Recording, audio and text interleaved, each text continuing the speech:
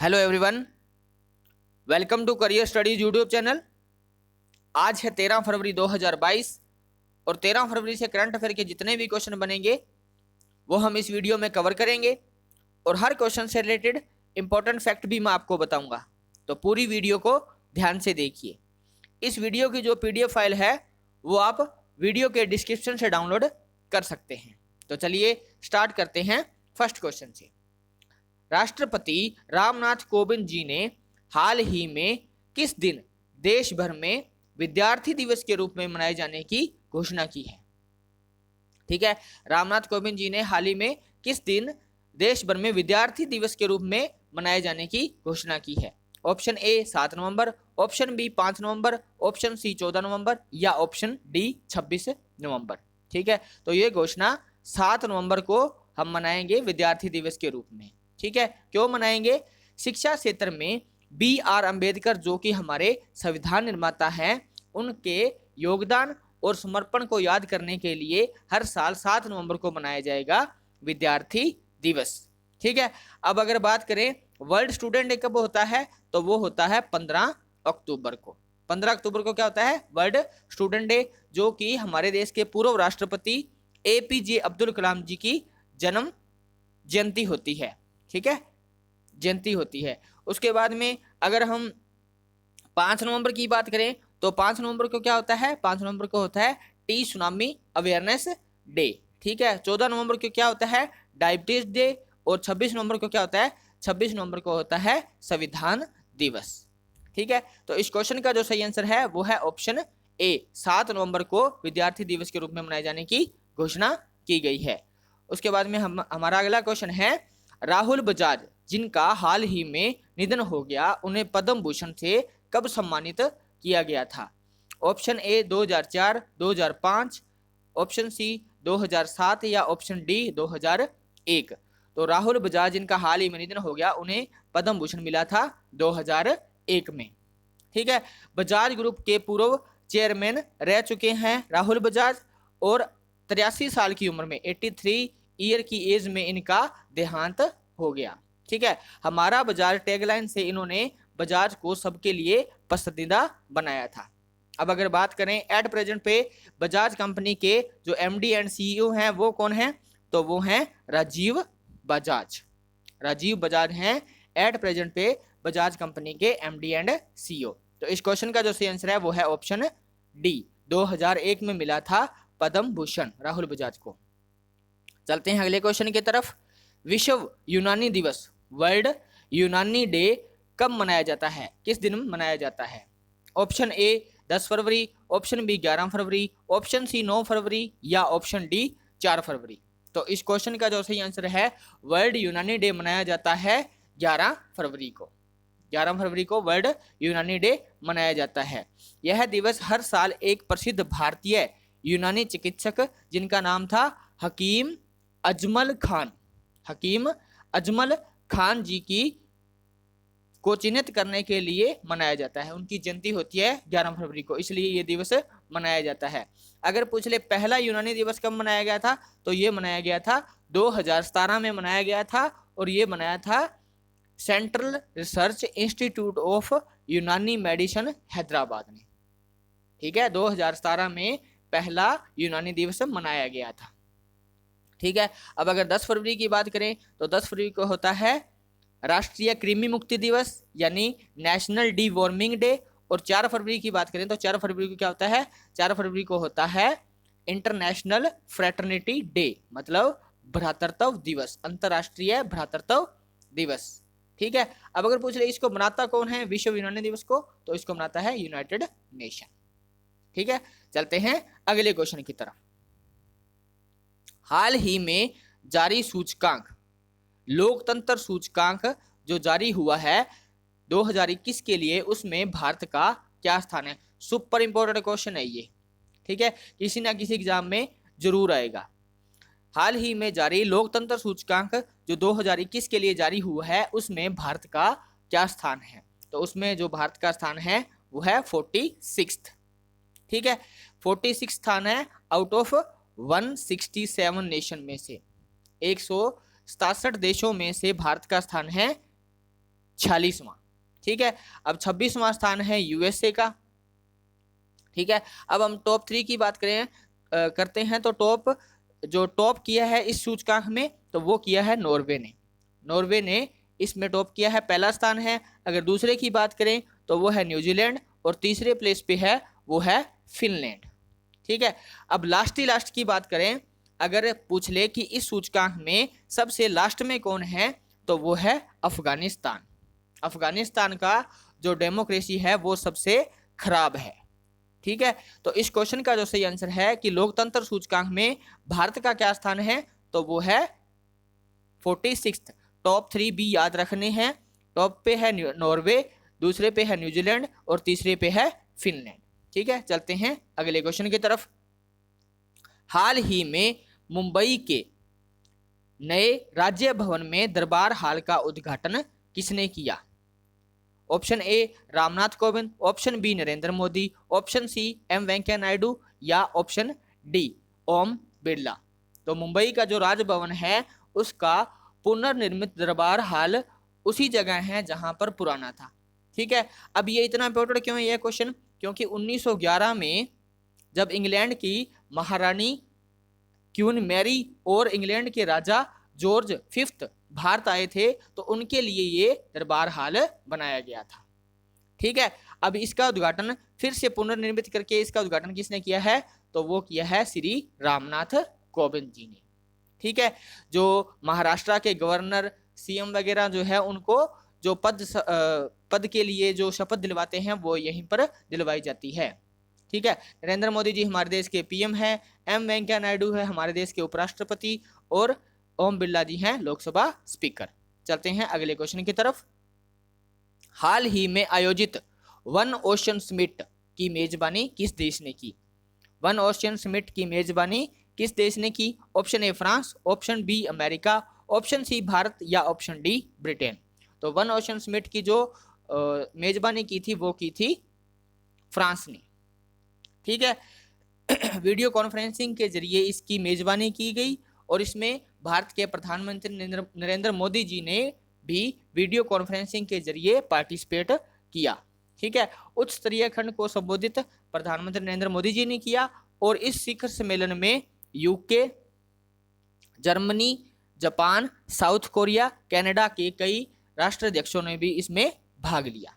ठीक है, अब ये जो मेजबानी की है फ्रांस ने, तो फ्रांस की अगर कैपिटल की बात करें तो फ्रांस की कैपिटल है पेरिस और जो करेंसी है वो है यूरो और एट प्रेजेंट पे अगर प्रेसिडेंट की बात करें तो वो है इमैनुअल मैक्रोन।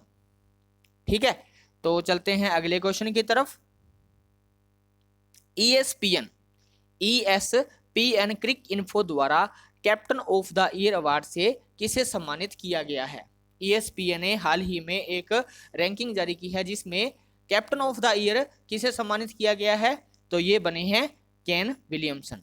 केन विलियमसन कौन है? न्यूजीलैंड के कैप्टन हैं। ठीक है, अब इसमें अगर ऋषभ पंत की बात करें तो उनको ESPN क्रिक इन्फो की तरफ से टेस्ट बैटिंग अवार्ड मिला है। टेस्ट बैटिंग अवार्ड वो किसको मिला है? वो मिला है ऋषभ पंत को। ठीक है, और अगर बॉलिंग की बात करें तो वो मिला है काइली जेमिसन को। काइली जेमिसन कहाँ के हैं? काइली जेमिसन को मिला है, वो बॉलिंग के लिए मिला है और ये कहाँ के काइली जेमिसन? ये है न्यूजीलैंड के। ठीक है, अब ये न्यूजीलैंड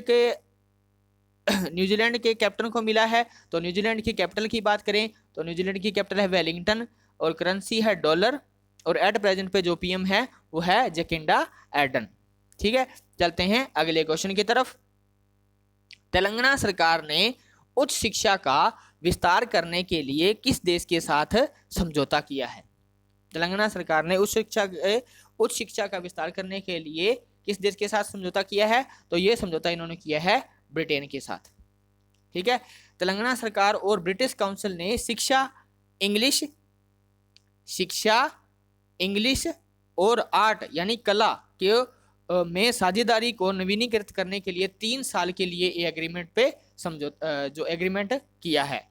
ठीक है, इसका उद्देश्य क्या होगा? इसका उद्देश्य तेलंगाना के युवाओं के लिए वैश्विक अवसर प्रदान करना और विश्व स्तर पर उच्च शिक्षा का विस्तार करना है। ठीक है। अब ये तेलंगाना सरकार ने किया है, तो तेलंगाना की कैपिटल क्या है? हैदराबाद। तेलंगाना की कैपिटल हैदराबाद, और तेलंगाना के जो सीएम है वो है के चंद्रशेखर राव, और एट प्रेजेंट पे जो गवर्नर हैं वो हैं तामिलसाई सौंदरराजन। ठीक है, तो इस क्वेश्चन का जो सही आंसर है वो है ऑप्शन सी, ब्रिटेन के साथ किया है तेलंगाना ने समझौता उच्च शिक्षा के क्षेत्र में। चलते हैं अगले क्वेश्चन की तरफ। टाटा सन्स एक मान्यतानी कंपनी है टाटा सन्स। टाटा सन्स के फिर से अध्यक्ष किसे नियुक्त किया गया है? Option A Manoj Ahuja, option B N Chandrasekaran, option C S Kishore, या ऑप्शन डी राहुल भाटिया। तो जो टाटा सन्स के फिर से अध्यक्ष चुना गया है वो चुना गया है एन चंद्रशेखरन को। ठीक है। उसके बाद में अगर मनोज आहूजा की बात करें तो ये बने हैं एग्रीकल्चर सेक्रेटरी यानी कृषि सचिव, और ये जो एस किशोर हैं ये बने हैं एसएससी के अध्यक्ष, और राहुल भाटिया बने हैं इंडिगो एयरलाइन के एमडी। ठीक है, अब ये टाटा सन्स के चेयरमैन हैं, इनका जो पांच साल के लिए कार्यकाल फिर से बढ़ा दिया गया है। ठीक है, तो इस क्वेश्चन का सही आंसर है एन चंद्रशेखरन टाटा सन्स के फिर से चेयरमैन बने हैं। चलते हैं अगले क्वेश्चन की तरफ। हाल ही में आईपीएल की जो टीम है पंजाब किंग के बैटिंग कोच के पद से किसने इस्तीफा दे दिया? आईपीएल की जो टीम है पंजाब किंग उसके बैटिंग कोच के पद से किसने इस्तीफा दे दिया? Option A Irfan Pathan, option B Anil Kumble, option C Sachin Tendulkar, या ऑप्शन डी वसीम जाफर। तो अन्य पंजाब किंग के बैटिंग कोच के पद से इस्तीफा दे दिया वसीम जाफर ने। ठीक है, तो चलते हैं अगले क्वेश्चन की तरफ। भारतीय तटरक्षक बल इंडियन कोस्ट गार्ड ने हाल ही में शामिल किए गए 5वें मेक इन इंडिया गश्ती पोत का क्या नाम रखा है? इंडियन कोस्ट गार्ड में हाल ही में शामिल किए गए 5वें मेक इन इंडिया, मतलब ये मेक इन इंडिया है गश्ती पोत, इसका क्या नाम रखा गया है? ऑप्शन ए सचेत, ऑप्शन बी सुजीत, ऑप्शन सी सजग, या ऑप्शन डी सक्षम। तो ये रखा गया है सक्षम। ठीक है, 5वां और आखिरी पोत है ये जो भारतीय तटरक्षक बल को सौंप दिया गया है, और ये किसने बनाया है? ये बनाया है गोवा शिपयार्ड लिमिटेड ने। ठीक है, अगर पहले 5 की बात करें तो पहला था सचेत, उसके बाद में सुजीत दूसरा, सजग तीसरा, उसके बाद में जो चौथा था वो था सार्थक, और 5वां है सक्षम।